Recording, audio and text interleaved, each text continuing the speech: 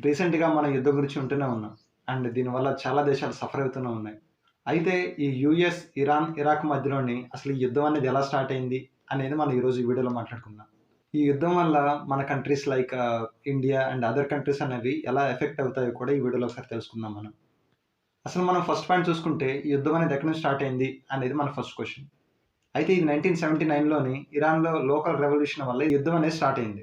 అయితే మనకి లోకల్‌లోని ఎందుకు రెవల్యూషన్ వచ్చింది అనేది పెద్ద క్వెషన్. దీనికి ఆన్సర్ 1979లోని యూఎస్ తన సపోర్ట్‌తోని షా మొహమ్మద్ అనే పర్సన్‌ని తను పీఎంగా పెట్టింది. అంటే ఆహ్, ఆహ్, ప్రైమరీ మెంబర్ లాగా. సో, ఈ షా మొహమ్మద్ అనే వ్యక్తి mostly America policies and America మీద డిపెండ్ అవ్వటం వల్ల లోకల్స్‌లోనే రెవల్యూషన్ వచ్చేసింది. అంటే వాళ్ళ దగ్గర అది నచ్చకపోవటం వల్ల రెవల్యూషన్ స్టార్ట్ అయింది. ఆ టైంలో రుహుల్లా ఖమేని అనే ఈ వ్యక్తి యూఎస్ సపోర్ట్‌తో ఉన్న షా మొహమ్మద్‌ని పవర్ నుంచి తీసేశాడు. దాని తర్వాత అక్కడి నుంచి ఈ యూఎస్ అండ్ ఇరాన్ వార్ అనేది షాడో వార్‌గా మారింది. ఇదే కాకుండా యూఎస్ ఎంబసీని 444 డేస్ వరకు హోస్టేజెస్‌గా ఉంచాడు. దీనివల్ల ఈ 2 దేశాల మధ్యలో ఏవైతే రిలేషన్స్ ఉన్నాయో అవన్నీ పూర్తిగా కట్ అయిపోయాయి. సో, అప్పటి నుంచి వార్ అనేది స్టార్ట్ అయింది. అంటే యాక్చువల్లీ డైరెక్ట్ వార్ కాదు. బట్ దీన్ని షాడో వార్ అంటారు. ఈ షాడో వార్ అనేది అప్పటి నుంచే 1979 నుంచి స్టార్ట్ అయింది. అయితే అసలు ఈ షాడో వార్ అంటే ఏంటిది? షాడో వార్ అంటే డైరెక్ట్‌గా వార్ చేయకుండా, అంటే డైరెక్ట్‌గా ఒక దేశం మీద యుద్ధం చేయకుండా, ఆ దేశాన్ని దెబ్బతీయడం అనమాట. Like cyber attacks and oil politics, దానితో పాటు అసాసినేషన్స్ కూడా. సో, ఇవన్నీ కూడా షాడో వార్ కిందొస్తాయి. ఇంకా చాలా ఉన్నాయి. వాటితో పాటు ఇవి మెయిన్‌గా ఉంటాయి. ఇవే కాకుండా న్యూక్లియర్ రేస్‌లో కూడా బాగా యూఎస్‌ని ఇబ్బంది పెట్టేది. అయితే 45 ఇయర్స్ గ్యాప్ తర్వాత షాడో వార్ నుంచి డైరెక్ట్ వార్‌కి రావటానికి, అంటే మెయిన్ వార్‌కి రావడానికి ఏంటి రీజన్ అనేది మనం ఒకసారి చూసుకుంటే, first one nuclear tension and second one వచ్చేసి డిప్లొమసీ ఫెయిల్. అయితే ఈ న్యూక్లియర్ టెన్షన్ అనేది ఎలా ఆర్గ్యుమెంట్ స్టార్ట్ అయిందనంటే, ఇరాన్ అనేది అన్‌వాంటెడ్, అంటే అవసరం లేకపోయినా గానీ న్యూక్లియర్ వెపన్స్ తయారు చేస్తున్నట్టు, దాని మీద రిసర్చ్ చేస్తున్నట్టు యూఎస్ ఇంటెలిజెన్స్‌కి తెలిసింది. అయితే ఇది ఆహ్, డిప్లొమసీ దగ్గర అడిగినప్పుడు వాళ్ళు మేము చేయట్లేదు. యాక్చువల్లీ ఇది మెడికల్ రిసర్చ్ కోసం అని చెప్పేసారు. అయితే యూఎస్ అనేదేంటంటే వీళ్ళు బయటికి చెప్పకుండా న్యూక్లియర్ పవర్ తయారు చేస్తున్నారని, న్యూక్లియర్ వెపన్స్ తయారు చేస్తున్నారని చెప్పేసి ఒక స్టేట్‌మెంట్ తీసుకొనొచ్చేసింది. సో, దీనివల్ల న్యూక్లియర్ టెన్షన్ అనేది స్టార్ట్ అయింది. And second one diplomacy fail. ఈ డిప్లొమసీ ఫెయిల్ అనంటే 2015లోని జేసీపీఓఏ అనే డీల్ నుంచి ట్రంప్ టీమ్ బయటికి రావటం వల్ల ఈ ఏవైతే అప్పటి వరకు కొంచెం వరకు నమ్మకాలున్నాయో అవన్నీ కూడా ఫెయిల్ అయిపోయాయి. సో, ఇక్కడితోని డిప్లొమసీ అనేది ఫెయిల్ అయిపోయింది. అలా డిప్లొమసీ ఫెయిల్ అయిన తర్వాత 2026 ఎర్లీలోని ఒక డీల్ స్టార్ట్ చేశారు. దట్ మీన్స్ అంటే ఒక కన్వర్జేషన్ ఆఫ్ టాక్ అనమాట. సో, దాని పేరే Janeiro talks. Eventually Janeiro talks అనేవి కూడా పనిచేయకపోవడం వల్ల కేవలం మిలిటరీ యాక్షన్ ఒక్కటే అక్కడున్న మార్గం అని కనిపించింది. సో, ఇప్పుడు యూఎస్ కూడా అదే చేస్తుంది. అదే ఫిక్స్ అయ్యారు కూడా. సో, ఇదంతా యుద్ధం ముందుకు జరిగింది. అంటే మనకి ఈ ఫిబ్రవరి ఎండ్ ఆఫ్ ది మంత్‌లోని ఏమైతే జరిగిందో, సో, దానికంటే ముందు జరిగిన మ్యాటర్ అంతా ఇది. సో, ఇప్పుడు డైరెక్ట్‌గా మనం మాట్లాడుకుంటే ఇప్పుడు జరిగిన అటాక్ గురించి మనందరికీ తెలిసిందే. అది పెద్దగా చెప్పాల్సిన అవసరం లేదు. ఎందుకంటే ఎక్కడ చూసినా అదే ఉంది. లైక్ యూట్యూబ్ గాని, social media and news channels ఏవైనా కానీ యూఎస్, ఇరాన్ ఈ మధ్య టెన్షన్ గురించే కవర్ చేస్తున్నాయి. అయితే ఇప్పుడు ఈ అటాక్‌లో జరిగింది ఏంటిది అనంటే డికాపిటేషన్ స్ట్రైక్. ఈ డికాపిటేషన్ స్ట్రైక్ అనంటే ఏవైతే prime members like first members ఉంటారు కదా! లైక్ ప్రైమ్ మినిస్టర్ గాని అండ్ ఎవరైతే అఫీషియల్స్ ఉంటారో లైక్ మిలిటరీని హోల్డ్ చేసేవాళ్ళు లైక్ ఈ డికాపిటేషన్ స్ట్రైక్‌లో తీసేయడం అన్నమాట. అంటే ఎలిమినేట్ అంటే చంపేయడం అన్నమాట. సో, ఇప్పుడు యూఎస్ చేసిందదే. ఇక సింపుల్‌గా ఒక మాటలో చెప్పాలి అనంటే ఒక కంట్రీ యొక్క లీడర్‌షిప్‌ని పూర్తిగా ఎలిమినేట్ చేయటం అన్నమాట. సో, ఈ ప్రాసెస్‌లోనే ఫిబ్రవరి 28, 2026న ఈ డికాపిటేషన్ స్ట్రైక్ అనేది స్టార్ట్ చేశారు. అండ్ అదే ఫిబ్రవరి 28 రోజున epic fury and operation roaring lion పేరుతోనే ఈ యూఎస్ అనేది ఇరాన్ మీద అటాక్ చేసింది. ఈ అటాక్ చేయడానికి మెయిన్ రీజన్స్ ఏంటివి అని మనం చూసుకుంటే, first one nuclear facilities and second one military bases and third one leadership నెట్‌వర్క్‌ని పూర్తిగా అంతం చేయడం. అండ్ ఫోర్త్ వన్ వచ్చేసి ఇది మోస్ట్ ఇంపార్టెంట్, అలీ ఖమేనీని చంపేయడం. సో, ఇదంతా చేయడానికి ఆహ్, మెయిన్ మోటివ్ ఏంటి?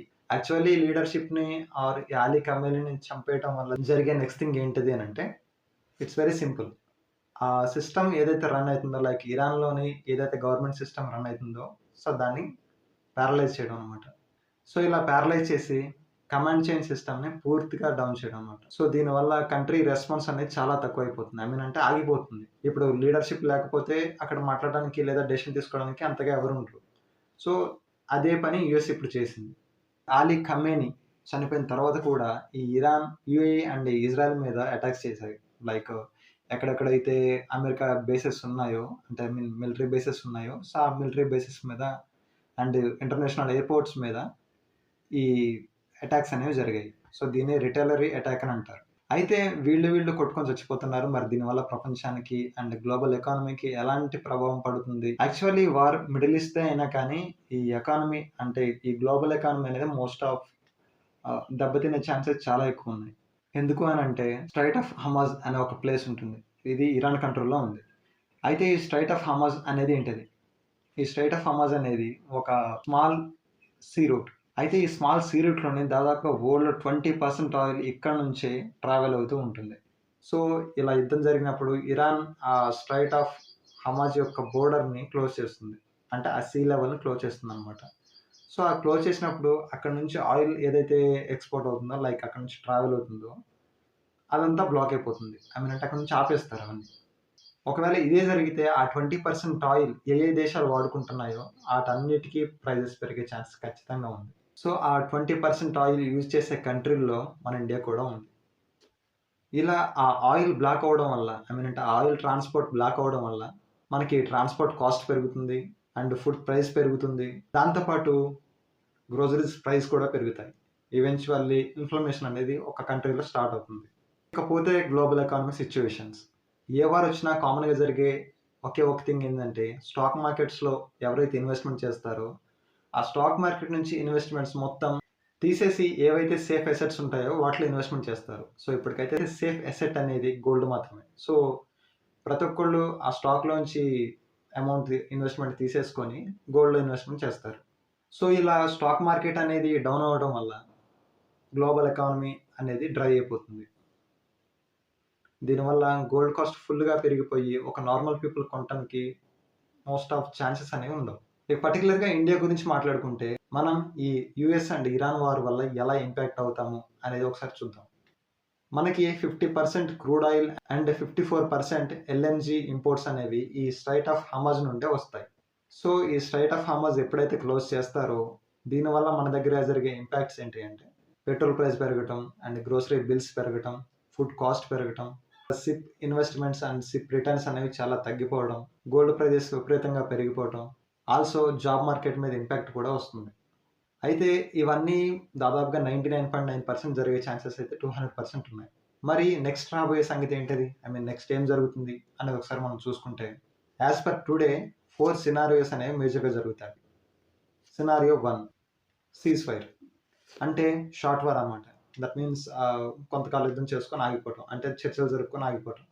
అయితే మనకున్న బ్యాడ్ లక్ ఏందంటే దాదాపు దీని ఛాన్స్ అనేది లేదు. ఆల్మోస్ట్ ఇవన్నీ ఈ మాట్లాడుకోవటం గాని, ఈ సీజ్ ఫైర్ గురించి ఐ మీన్ సీజ్ ఫైర్ కాదు దానికన్నా ముందు యుద్ధం జరగకుండా ఆగిపోయే మాటలన్నీ మాట్లాడుకున్నారు. అవన్నీ ఏవి ఫలించలేదు. అదే కాకుండా ఆ ఇరాన్ యొక్క మెయిన్ లీడర్‌షిప్ అనేది కొలాప్స్ అయిపోయింది. దట్ మీన్స్ ఎవరైతే లీడర్స్ ఉన్నారో వాళ్ళందరిని ఎలిమినేట్ చేశారు. దానివల్ల ఇరాన్ అనేది ఎట్టి పరిస్థితిలో సీజ్ ఫైర్ అనే ఆప్షన్‌కి మాత్రం చేసుకోదు. అండ్ ఆ ఆప్షన్‌కైతే రాదు. అండ్ సినారియో 2 వచ్చేసి మిడిల్ ఈస్ట్ కాన్‌ఫ్లిక్ట్. ఇది ఆల్రెడీ స్టార్ట్ అయింది కూడా. ఇరాన్ తన ప్రాక్సీతోని యూఏఈ అండ్ ఇజ్రాయెల్ దాని తర్వాత ఏవైతే గల్ఫ్ కంట్రీస్ ఉంటాయో వాటి ఎయిర్‌పోర్ట్స్ మీద అటాక్స్ కూడా స్టార్ట్ చేసింది. అండ్ వాటి మిలిటరీ బేసెస్ మీద కూడా అటాక్ స్టార్ట్ చేసింది. సో సినారియో 2కి మోస్ట్ ఆఫ్ ఛాన్సెస్ అనేవి 0. Next one scenario 3. ఇందులోని యూఎస్ అనేది ఇరాన్ గవర్నమెంట్‌ని పూర్తిగా కొలాప్స్ చేయడం. సో మేబీ దీనికి ఛాన్స్ ఉంది. యాక్చువల్లీ యూఎస్ కూడా చేసేది ఇదే ఇప్పుడు. ఈ ప్రెజెంట్ గౌట్ ఏదైతే ఉందో అది పడిపోతే మళ్ళీ కొత్త గవర్నమెంట్ వస్తుంది. సో యుద్ధం అనేది కొంచెం అక్కడితో ఆగకపోయినా కానీ కొంచెం గ్యాప్ తీసుకునే ఊపిరి పీల్చుకునే అంత ఛాన్స్ ఉంటుంది. అంత టైం కూడా దొరుకుతుంది. అయితే ఇక్కడ ఒక మేజర్ ప్రాబ్లమ్ ఉంది. అదేంటంటే షాడో ఫ్లీట్. ఈ షాడో ఫ్లీట్ ఏంటి అనంటే 300-400 సీక్రెట్ ఆయిల్ ట్యాంకర్స్ అనేవి ఇరాన్ దగ్గర ఉన్నాయి. సో ఇదే గవర్నమెంట్ కొలాప్స్ అయ్యే ఛాన్స్ ఉంటే చైనా అనేది ఖచ్చితంగా ఇరాన్ దగ్గరికి వస్తుంది. అండ్ 300-400 ఏవైతే సీక్రెట్ ఆయిల్ ట్యాంకర్స్ ఉన్నాయో వాటిని ఖచ్చితంగా హోల్డ్‌లో పెట్టుకుంటుంది. సో దీనివల్ల ఇంకా పెద్ద ప్రాబ్లమ్ అయ్యే ఛాన్స్ ఉంది. అండ్ ఫోర్త్ సినారియో ఒక long war. US and Iran మధ్యలో ఒక లాంగ్ వార్ జరుగుతుంది. ఇది ఒక అసిమెట్రిక్ వార్ అన్నట్టు. అంటే ఎండ్ ఆఫ్ ది డేకి ఇందులో ఒక నియమాలు పాటించడం లేదా రూల్స్ పాటించడం అనేవి ఉండవు.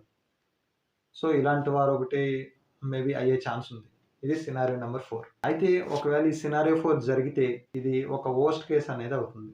సో ఏమవుతుంది అనంటే దీనివల్ల వరల్డ్ ఎకానమీ లేదా వరల్డ్‌లోని పవర్ అంటే దేశాలు, కంట్రీస్ ఏవైతే ఇప్పుడు పవర్‌లో ఉన్నాయో వాటన్నిటిని రీషేప్ అయ్యే ఛాన్స్ మాత్రం ఖచ్చితంగా ఉంది. సో దీనివల్ల అంతర్యుద్ధాలు గానీ, ఇంకా డైరెక్ట్‌గా వరల్డ్ వార్ 3 వచ్చే ఛాన్స్ కూడా ఉంటుంది. యూఎస్ అండ్ ఇరాన్ యొక్క వార్ అనేది ఎండ్ ఆఫ్ ది డేకి ఒక న్యూక్లియర్ వార్ కావచ్చు, అండ్ ఒక డాలర్ డామినెన్స్ వార్ కావచ్చు, లేదా ఒక న్యూ వరల్డ్ ఆర్డర్‌ని ఫార్మ్ చేయొచ్చు. సో వీటన్నిటికి ఈ చిన్న యుద్ధం అనేది దారితీస్తుంది. సో ఇది ఈ వీడియో. అండ్ ఈ వీడియోలో మనం వార్ ఎలా జరుగుతుంది, అండ్ వార్ ఎందుకు జరుగుతుంది, దీనివల్ల దేశాలు ఎలా ఇంపాక్ట్ అవుతాయి, మన ఇండియా కూడా ఎలా ఇంపాక్ట్ అవుతుంది అనేవి డెప్త్‌గా మాట్లాడుకున్నాం. సో మళ్ళీ బతికుంటే నెక్స్ట్ వీడియోలో కలుసుకుందాం. Thank you.